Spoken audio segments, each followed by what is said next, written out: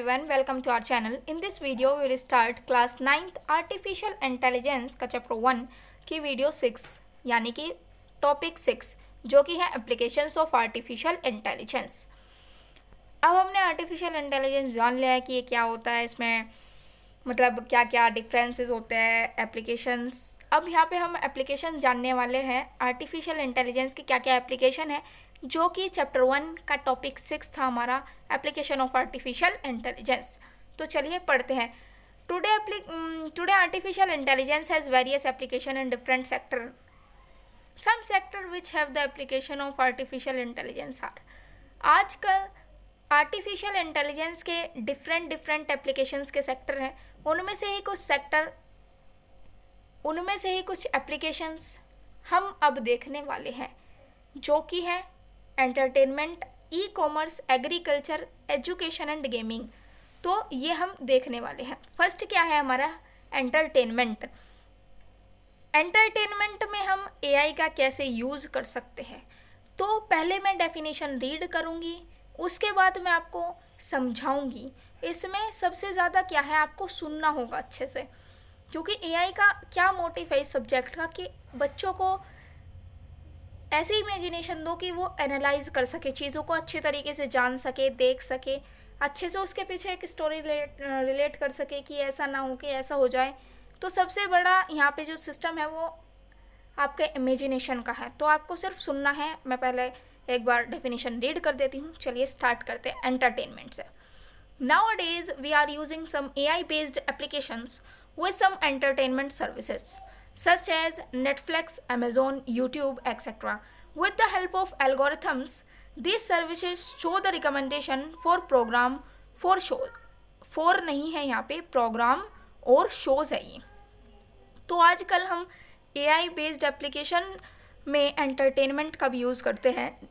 Entertainment में AI का use कहाँ होता है, जैसे कि नेटफ्लिक्स, अमेज़ोन पे होता है, यूट्यूब पे होता है, जो कि एल्गोरिथम्स के हेल्प से आपकी रिकमेंडेशन को फुलफ़िल करने की कोशिश करता है।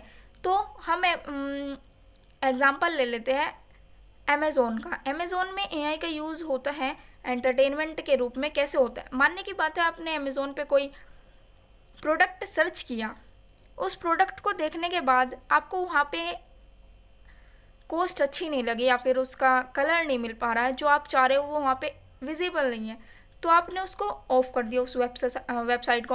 अब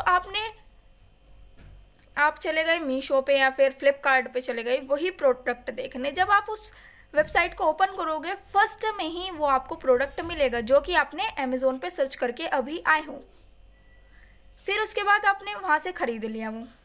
तो इस तरीके से वो आपकी रिकमेंडेशन को फुलफ़िल करने की कोशिश कर रहा है। वो देख रहा है कि आपने क्या देखा था और आप यही प्रोडक्ट यहाँ पे देखने आए हों। तो आप मानने की बात है आपने यहाँ पे सर्च कर लिया। अब आप YouTube खोलने जा रहे हो, मतलब आपको लग रहा है कि मैं ऑफलाइन ही ले लूँगा इसको, तो अब आप सोच रहे हो कि अब YouTube देख लेते हैं। तो YouTube को आपने खोला तो होम पे ही आपको वही प्रोडक्ट मिलेगा जो कि आपने अमेज़ोन या फिर फ्लिपकार्ट पे अभी सर्च करके आए हो।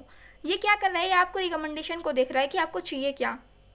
मानने की बात है आप YouTube देखते हो, तो YouTube पे जिस तरीके की वीडियो आप देखते हो उससे रिलेटेड ही वीडियो आपकी होम पे मिलती है। समझ पा रहे हो। तो अब सेकंड जो है हमारा ई कॉमर्स। ई कॉमर्स किससे रिलेटेड है, ई कॉमर्स है हमारा शॉपिंग से related. AI became more demanding in e commerce business. AI की बहुत ज़्यादा डिमांड है ई कॉमर्स बिजनेस में, जो कि अब हो भी रही है। AI is helping shopkeepers to discover associated products with the recommended size, color और even brand। AI जो है हेल्प करते हैं शॉपकीपर्स को रिकमेंडेशन को फुलफ़िल करने के लिए।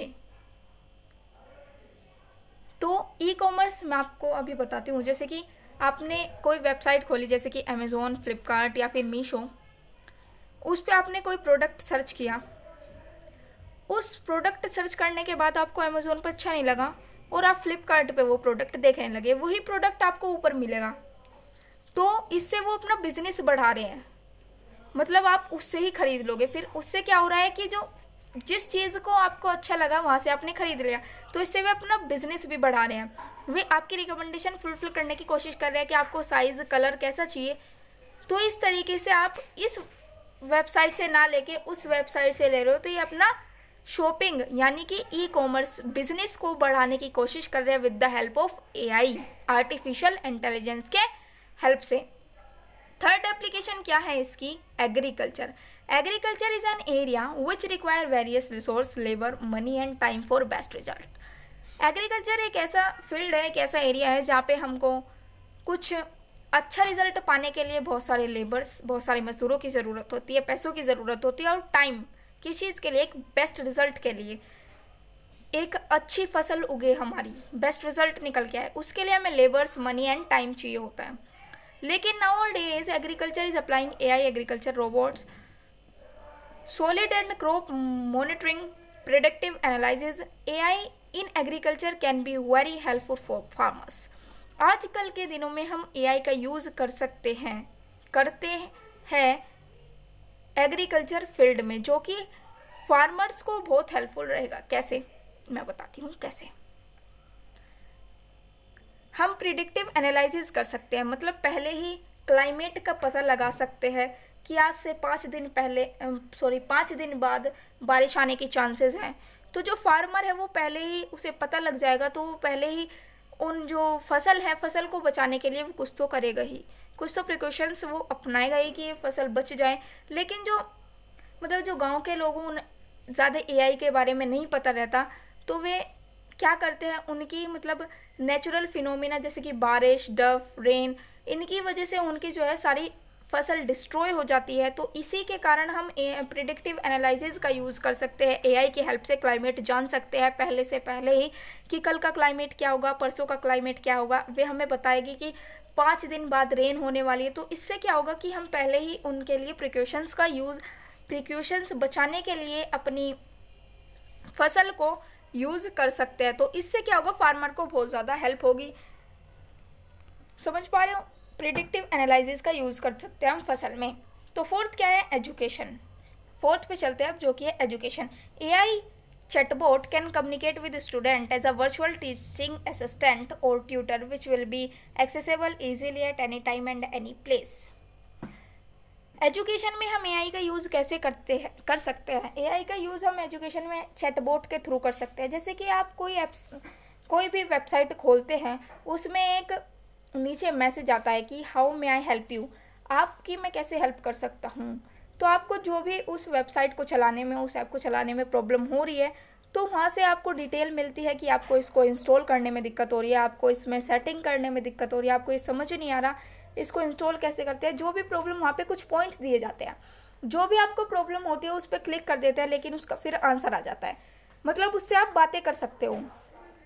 तो आपको लगता है कि ये ह्यूमन भेज रहा है रिप्लाई, लेकिन वो ह्यूमन नहीं होता, वो आर्टिफिशियल इंटेलिजेंस ही भेजता है। समझ में आ रहा है?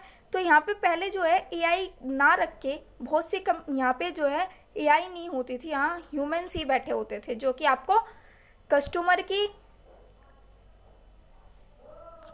को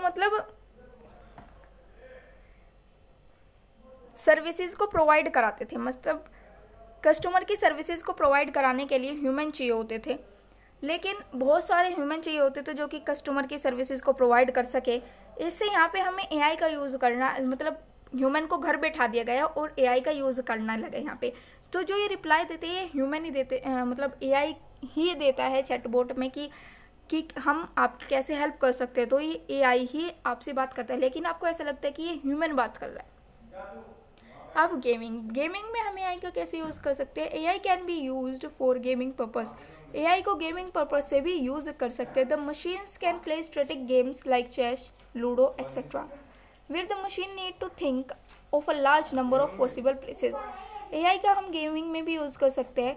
मशीन्स कैन स्ट्रेटेजिक, मतलब हमने लास्ट वीडियो में भी ये पढ़ा हुआ है कि हम चेस, लूडो में जो है यूज़ कर सकते हैं एआई का, जो कि करते भी हैं। हम मोबाइल में जैसे कि चेस खेलते हैं, लूडो खेलते हैं, वो कि जैसे कि हमें अकेले को खेलना है तो हम मोबाइल की हेल्प से खेल लेते हैं, कि जो वहाँ पे हमें लगता है कि कोई ह्यूमन हमारे साथ खेल रहा है, लेकिन वो ह्यूमन नहीं होता, वो एआई की हेल्प से ही हमारे साथ आर्टिफिशियल इंटेलिजेंस अपना ब्रेन लगाती है और पॉसिबल रीजंस देखते हैं कि बंदे को कैसे डिफीट किया जाए। तो यहाँ पे भी एआई का यूज़ होता है।